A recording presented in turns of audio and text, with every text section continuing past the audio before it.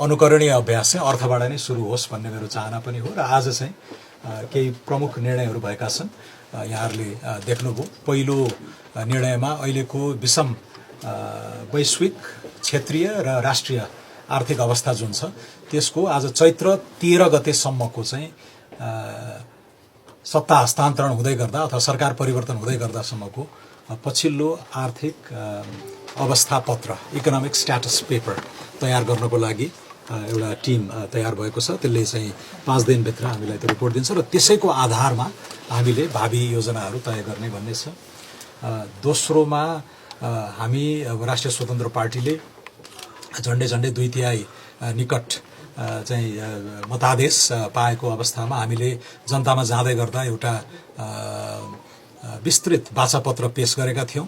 जनताले त्यसलाई अनुमोदन गरेको रूपमा ग्रहण गर्दै यद्यपि राज्यको अविच्छिन्नतामा हामी विश्वास गर्दछौं, कन्टिन्युटी अफ द गभर्नमेन्ट, त्यसैले राज्यले स्वीकारेका कमिट गरेका इन्टरनेसनली नेसनली हाम्रो पार्लियामेन्टले पारित गरेका धेरै कुराहरूलाई त्यसलाई ग्रहण गर्दै अब अहिलेको नयाँ फ्रेश म्यान्डेटको चाहिँ जुन कुराहरू पनि छन् बाचाहरू छन् त्यसलाई पनि इन्टर्नलाइज गरेर त्यसको पनि त्यसको कार्यान्वयनको कार्ययोजना बनाउन पनि अर्को चाहिँ हामीले यहाँ टिम बनाएका छौं। त्यो मैले भर्खरै डिजिटल्ली अप्रुभ गरेको छु कार्यदलको गठन।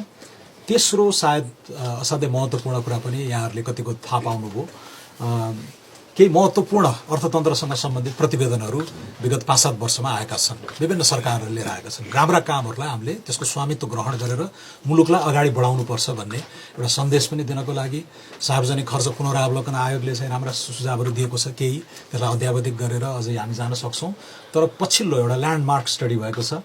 मेरा प्रिडिसेसर मेरा मित्र आदरणीय रामेश्वर खनालकै उहाँ मन्त्री हुनुभन्दा अगाडि नै उहाँको नेतृत्वमा गठन भएको आर्थिक सुधार सुझाव आयोग, उच्च स्तरीय आर्थिक सुधार सुझाव आयोग चैत्र 2081 ठ्याक्कै 1 वर्ष अगाडि एउटा लामो अथवा ठूलो चाहिँ प्रतिवेदन उहाँहरूले नेपाल सरकारलाई बुझाउनु भएको थियो।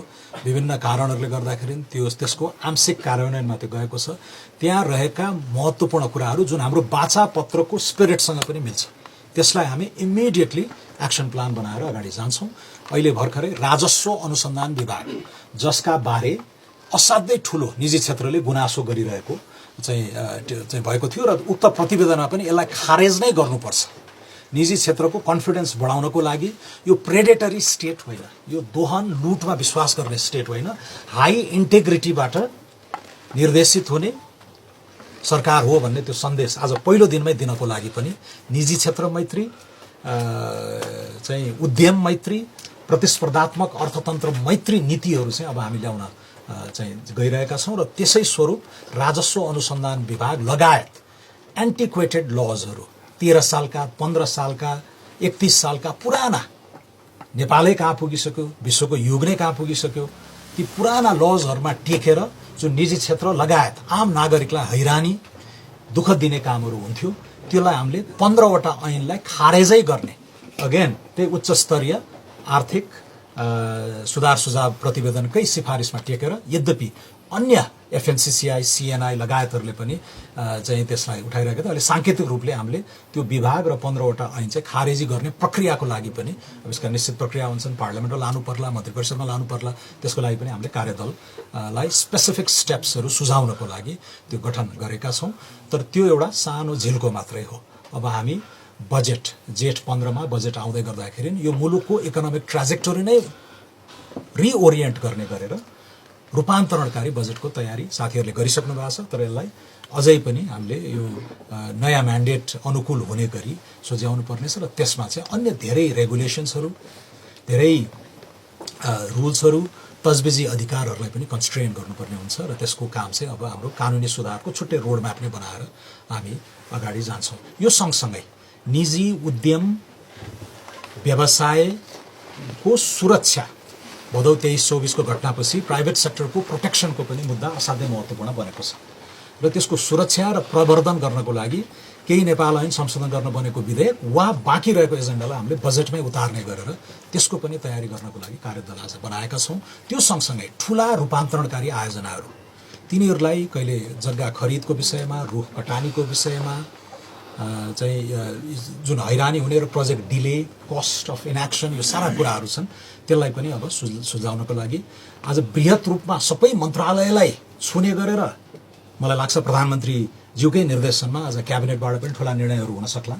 तर अर्थ मन्त्रालय र एकदम विशुद्ध यहाँबाट पारित ठुला आयोजनाहरूको हकमा पनि त्यसलाई चाहिँ अब कुनै एक्सक्युज बिना ठुला गुणस्तरीय आयोजनाहरू, पूर्वाधारका आयोजनाहरू, सडक होला, जलविद्युत होला, पोर्ट्सहरू होलान् इत्यादिमा अब बिना एक्सक्युज फटाफट काम हुनुपर्छ र त्यसको प्रतिफल सुनिश्चित गर्ने गरेर नेपाली जनताले त्यसको लाभ लिन पाउनुपर्छ भन्ने स्पिरिटबाट त्यो ठुला विकास आयोजनाहरूको सहजीकरणको लागि पनि एकदमै चाहिँ हामीले त्यो प्रोजेक्ट फेसिलिटेट गर्ने गरेर नयाँ ऐनहरू पनि ल्याउने गरेर चाहिँ आज त्यसको पनि तयारी भएको छ। समग्रमा साथीहरू म टुङ्ग्याउँदै गर्दा अब अहिले मिडल इस्टमा वार नै भइरहेको छ, रेमिटेन्समा आश्रित हाम्रो अर्थतन्त्र यो लम्बिँदै गयो भने यसका अल्पकालीन, मध्यकालीन, दीर्घकालीन असरहरू हामी कहाँ हामी भोग्दै जान्छौँ।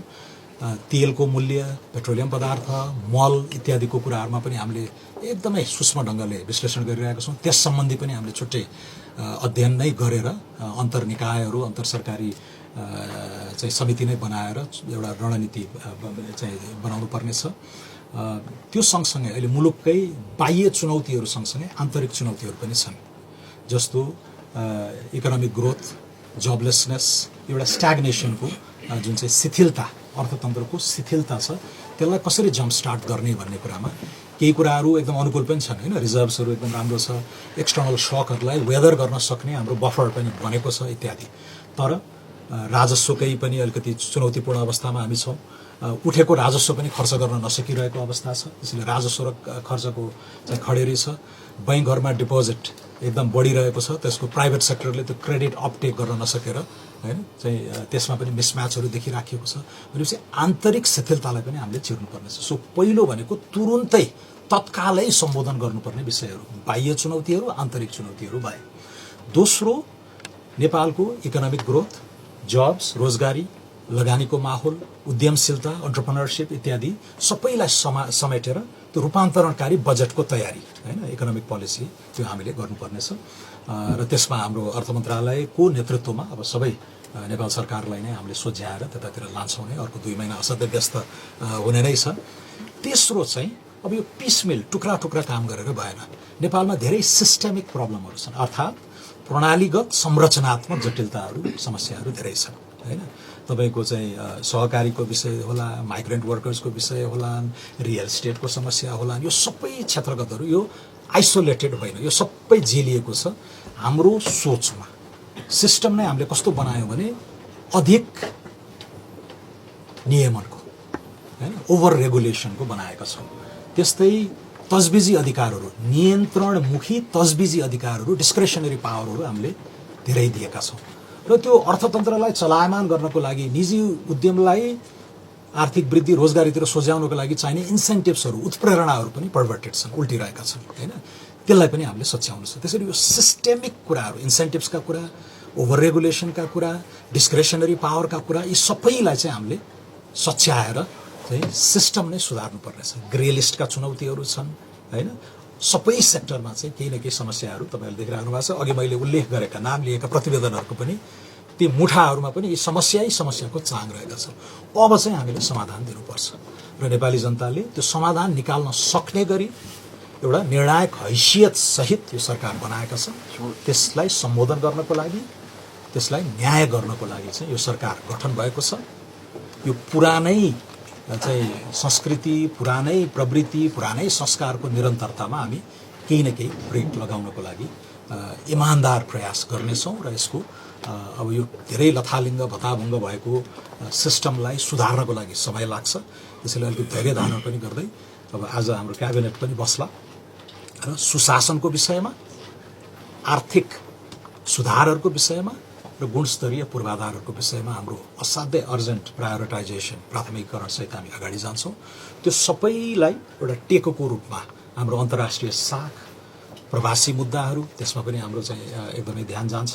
र त्यो सँगसँगै सामाजिक सौहार्दता, यो नेपालको क्षय भइरहेको सामाजिक पुँजी हैन लाई पनि यो निर्वाचनले विशिष्ट ढङ्गले चिरेको छ। त्यसलाई पनि हामी सुदृढ बनाउँदै कन्सोलिडेट गर्दै अगाडि जानुपर्नेछ। अन्तमा हाम्रो वाचापत्रमा हामीले अब धेरै कुरा लेखेका छौँ, तर एक पानाको करार पनि छ त्यहाँ, र त्यो करारमा चाहिँ हामीले 5वटा विषयलाई उल्लेख गरेका थियौँ। पहिलो सुशासन, सुशासन सुशासन सुशासन, आर्थिक सुशासन होला, राजनीतिक सुशासन होला, कानुनी सुशासन, तर एउटा ठुलो एउटा युनिभर्समा नै हामीले ट्याकल गर्नुपर्नेछ। त्यसको लागि दर्जनौँ कानुनहरू रिफर्म गर्ने, संस्थागत रिफर्महरूका कुराहरू छन्, त्यसमा पछि यहाँहरूले थाहा पाइहाल्नुहुनेछ।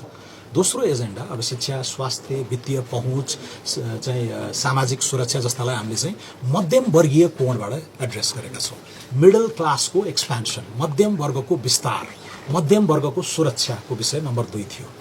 3 मा हामीले रोजगारी रोजगारी रोजगारी, अर्थतन्त्रलाई चलायमान गरेर, तर यस्तो खालको इकोनोमिक ग्रोथको प्याटर्न नआओस् जसले जब चाहिँ क्रिएट नगर्ने, जब क्रिएट गर्ने खालको, रोजगारी सिर्जना गर्ने खालको आर्थिक वृद्धिको मोडलमा हामी जानुपर्छ।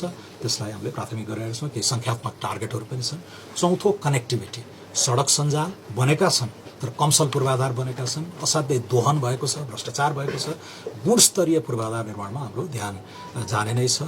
डिजिटल कनेक्टिभिटी, घर घरमा भरपर्दो इन्टरनेट सेवा, ऊर्जा कनेक्टिभिटी, हवाई सुरक्षित हवाई यातायात लगायत कनेक्टिभिटीको चाहिँ प्राथमिकता पनि असाध्यै उच्च छ। र 5औँमा हामीले प्रवास नै राखेका छौँ होइन। 3 जनामा 1 जना नेपालीको अहिले फुटहोल्ड बाहिर हुन थाल्यो। त्यसैले यो जनसाङ्ख्यिक रूपले पनि खोक्रिन नदिनको लागि एक पटकको नेपाली सधैँको नेपाली भन्ने गरेर, र त्यो डायस्पोरा नै अर्ली इन्भेस्टर्स हुन्छन्। विश्व चमत्कारिक फड्को मारेका धेरै मुलुकहरूको अभ्यासबाट हामीले के देख्छौँ भने त्यो अलमलको अवस्थामा, अनिश्चितताको वातावरणमा पहिलोचोटि पाइला हालेर लगानीको माहौल बनाउने काम डायस्पोराले गर्छ। त्यसैले Nepali diaspora has come of age, एउटा मच्योर भएको छ, उसलाई पनि हामीले चाहिँ अब आमन्त्रण गर्ने गरी, तर यति झन्झटिला कुराहरू छन्, संविधानमै लेखेका कुराहरू पनि त्यसलाई एड्रेस गर्न सकिएको छैन।